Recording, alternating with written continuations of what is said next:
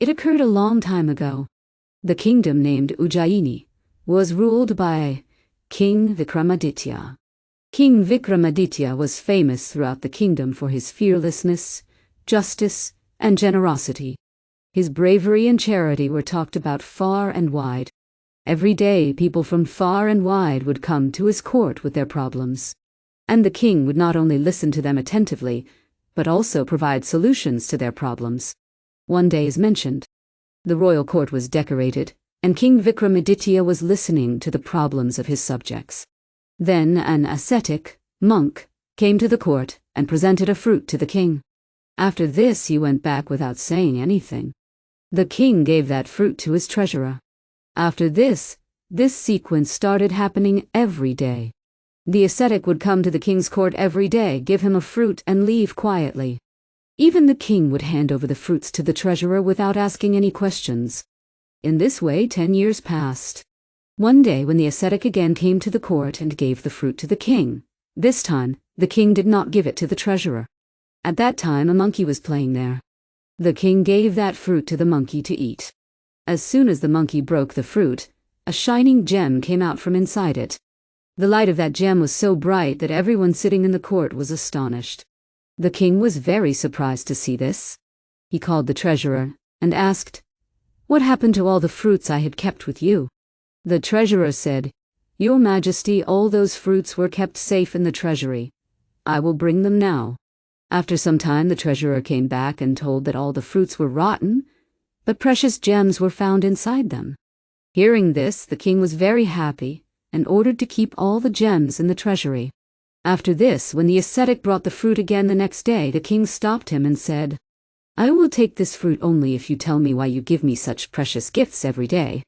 The ascetic smiled after listening to the king.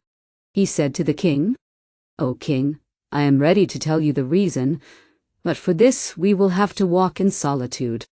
The king agreed to his request, and both of them went away in solitude. There the ascetic said to the king, "I need a brave and courageous man for my sadhana. I will not find a more worthy person than you anywhere else.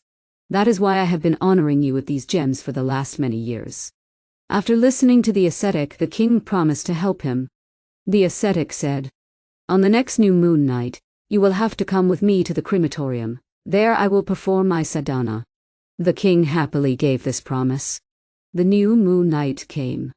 King Vikramaditya remembered the ascetic's words and reached the crematorium without any fear.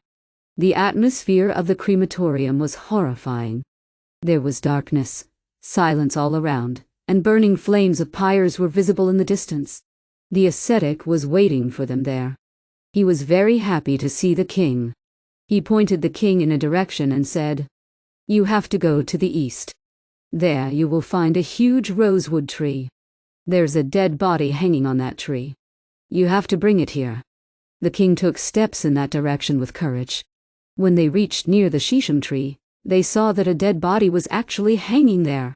He took out his sword and felled the body from the tree. As soon as the body fell on the ground, a loud scream came from it. The king thought that this was a living person. But then the dead body started laughing loudly and jumped in the air and hung back on the tree.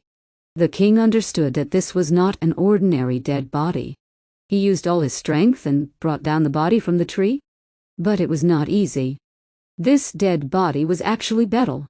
Betaal said to the king, "O king, I am impressed by your courage. You are truly a wonderful adventurer. I am ready to go with you, but I have one condition. You will not say anything the entire way. If you say even one word, I will come back to this tree." The king accepted Betaal's condition. After this, Betaal climbed on the king's shoulder. To make the journey exciting, he said to the king, "Come, and let me tell you a story. If you answer my story, I will return. And if you don't answer, even though you know the answer, your head will explode." The famous journey of Raja Vikram and Betaal begins from here. Betaal started telling stories to the king. Every story ended with a mysterious question, and the king had to answer it. In this way, the conversation between King Vikramaditya and Betaal continued.